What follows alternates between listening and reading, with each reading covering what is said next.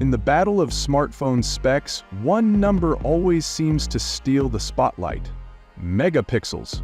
In 2025, phone manufacturers are racing to slap that magical 200MP label on their latest camera modules, promising insane detail, cinematic quality, and professional-grade photography right from your pocket. But here's the million-dollar question: does 200MP actually mean better photos? Or is it just another shiny marketing hook? Let's break down the megapixel myth once and for all. At first glance, 200 megapixels sounds jaw-dropping. That's 200 million pixels in a single image. For context, your 4K TV only displays around 8.3 million. A 200MP photo holds enough resolution to cover a billboard and still be cropped down for Instagram. Sounds like a win, right? Well, not so fast. Because while numbers don't lie, they often don't tell the full story either. Especially in photography, let's start with what 200MP actually does. A sensor capable of capturing a 200MP image collects an enormous amount of detail. If you're shooting in perfect lighting with a steady hand or a tripod, you could theoretically zoom in several times and still retain sharpness. But how often are you really blowing up your vacation selfie into a 30-foot banner?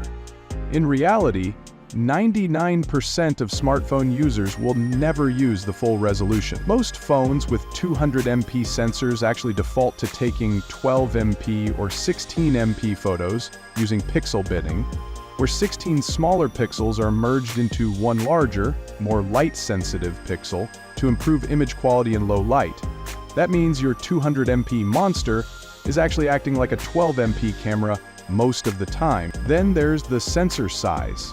A 200MP camera sensor doesn't automatically mean it's better than a 50MP one. What matters just as much is the size of the sensor and the size of the individual pixels. Smaller pixels struggle to gather light, especially in dim conditions. So unless your 200MP sensor is physically huge, which most smartphones can't accommodate due to size constraints, you may end up with noisy or washed-out night photos compared to a lower MP sensor with bigger pixels. And don't forget the lens quality, image processing, and software algorithms. You can have a 200MP sensor, but if the lens is average or the image processing is aggressive, you'll still get soft edges, artificial skin smoothing, or blown-out highlights.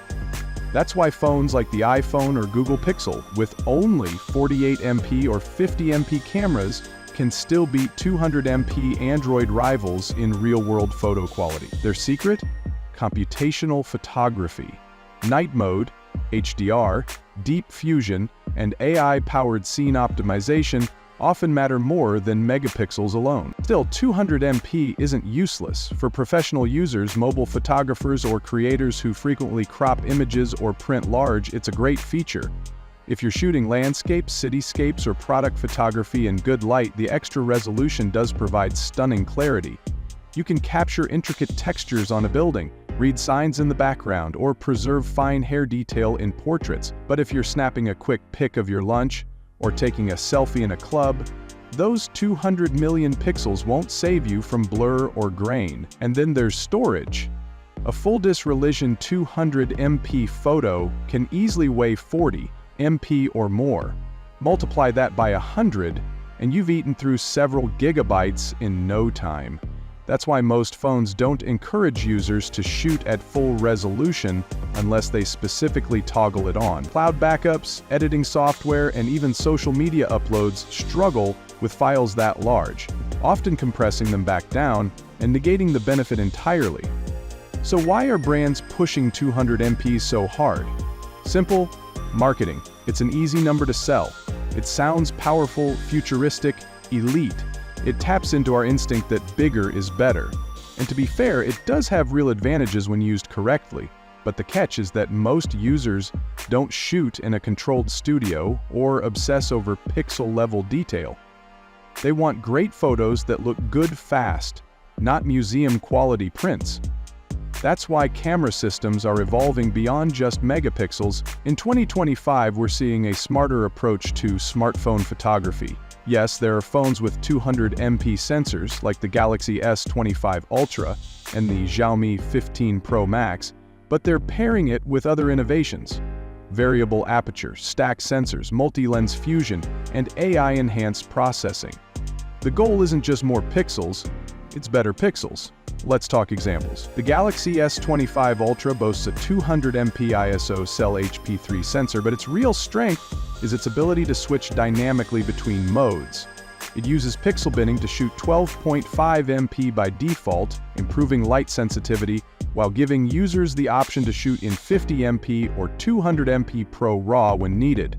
That's flexibility. On the flip side, the iPhone 17 Pro Max sticks with a smaller resolution sensor, but relies on smart HDR, advanced neural image processing, and a killer lens array to consistently deliver lifelike, balanced photos without needing 200 MP bragging rights. Meanwhile, up-and-comers like the Nothing Phone 3 and Oppo Find X7 Pro are taking a hybrid approach, pairing high-MP main sensors with ultra-widespread and telephoto lenses, prioritizing software processing and color accuracy. These brands are betting on experience, not just numbers.